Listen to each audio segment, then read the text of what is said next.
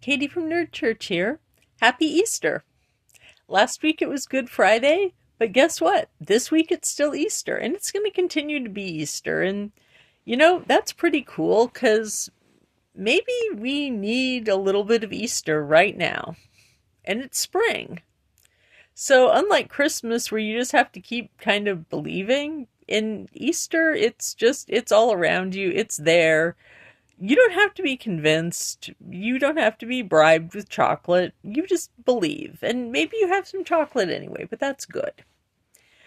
But I'm really making this video not for the sake of participant observer research, which is why I'm not publishing it on um, Tuesday. I'm not publishing it as a scheduled video. This is just going up on a Friday.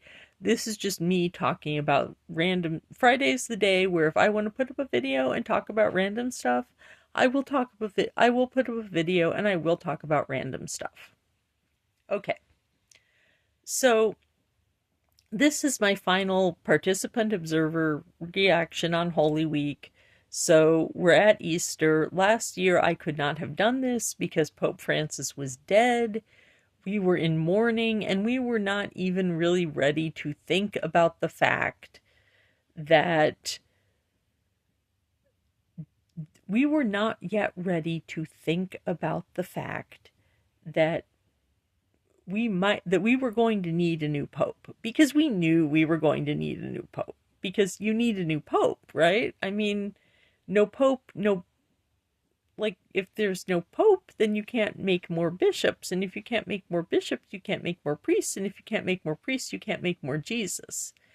It's like the opposite of a pyramid scheme. Like, you have one dude up at the top, and then at the bottom you have, like, like, what, like, at least like 500,000 dudes that take care of everybody, that take care of like 1 billion people at the bottom of it, or maybe 500,000,000 if you count people who go to church, like, most of the time. But my actual point is that even among, and I did not realize this until last night when I was at my son's catechism class. So these are parents or grandparents or step parents in many cases who have a kid who wishes to become Catholic, or who they think who would benefit by becoming Catholic, who they are taking 2 evenings out of their very busy schedule once a week. And some families are doing more if they have multiple children who are all not, because if you have more than one kid in the Catholic Church, you may not all have you may not be in the same cycle of sacrament prep. So they might have to go on like Tuesday, and they might have to go on Wednesday and Thursday or something like that, right? So these are people who are hardcore. They are into it, right? And the deacon, who, oh yeah, by the way, I'm in the adult class, which means that um this isn't the adult class. This isn't the adult instruction class.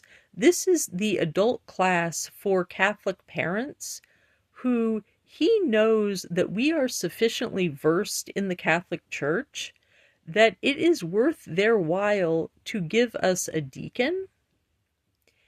And when they saw that the original deacon they had assigned to us did not have the language chops that he needed to teach a class where some of the people in the class are basically, these are my peers in the sense that they are as into it as I am,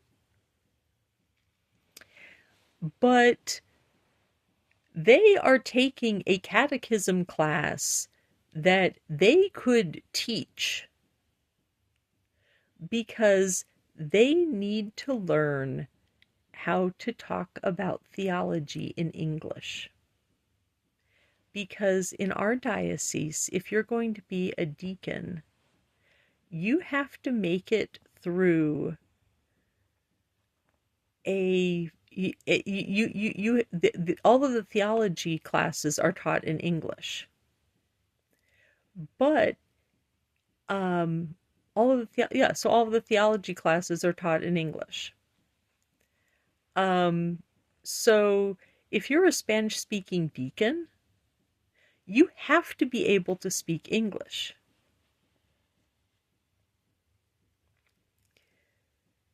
You have to be able, and I will talk about what a deacon is and what deacon training is like in a little bit, but it's hardcore. Trust and believe. So the point is that this is what the deacon helped me figure out, right?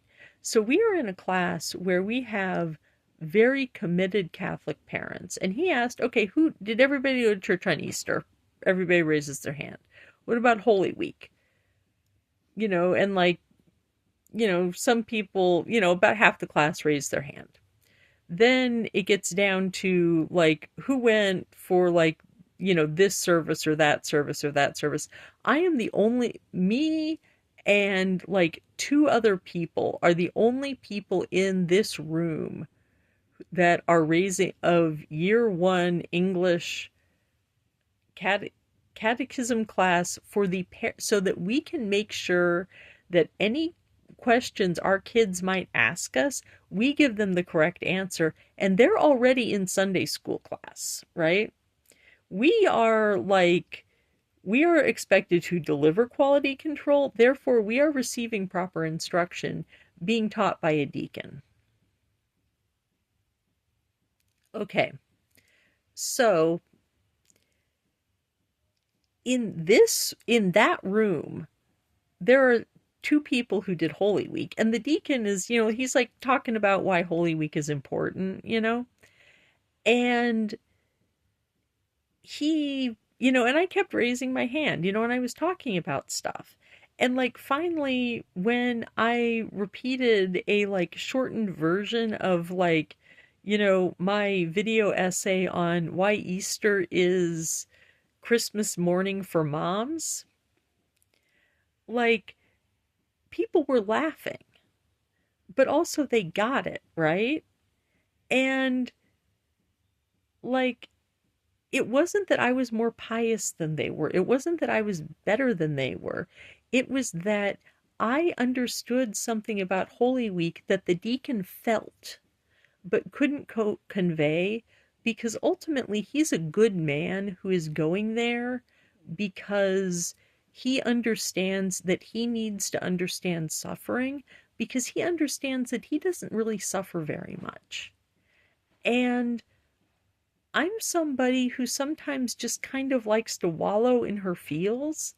And the fact that every day for like the rest of my life, I can take my little goth vacation and I can just like I can vibe with the Virgin Mary, and I can wave my palm, and I can feel guilty for thinking that, you know what, maybe like, if we analyze it actually, if you analyze, like, if you understand the politics of first century Judea and the this and the that and the other, you can really see why the crucifixion would have been inevitable. And I have to be able to do all of that. And I have to also be able to kneel down on my knees and kiss the cross and say, I am sorry to God. And then I have to be able to receive the Eucharist. And in that moment, I have to be able to walk away from that experience knowing that on some level, God has said, I'm not here today. I'm not here on Good Friday. I'm not here because you know what you did. And even though you're sorry, I am going to make you sit through the entirety of salvation history, starting with Genesis, But I'll give you the pretty Genesis. I'll give you the male and female created he them Genesis. All the way through to Paul. And I know how you feel about Paul. But then you get Mass, and then you get Easter, and then everything's okay again.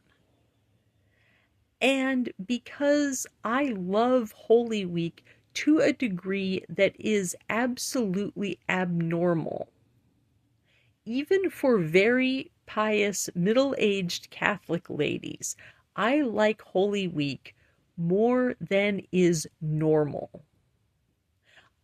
But I also like Holy Week to a degree that the deacon was willing to give me the floor in his house, in his classroom. He was willing to give me the floor and let me cook because I was speaking with the voice of an evangelist, singing the praises of Holy Week and talking about how it had helped me get over the death of my grandmother and make sure that I had really processed my own experience with cancer. Because I had 3 days to just go as deep into my feelings as I needed, but also I had had fun with it, and it hadn't hurt me. And ultimately, I could kind of laugh about it because, yeah, objectively, it was sort of silly. So, yeah, it's religion. It's silly because people are silly. So that's all I have to say about that. These are my final thoughts on Holy Week. And we will be having continuing coverage of Holy Week, so come back for year B. And you'll find out what year B means, starting on the Feast of Christ the King. And if you don't know what that means, you will find out what that means, sometime in November of 2026.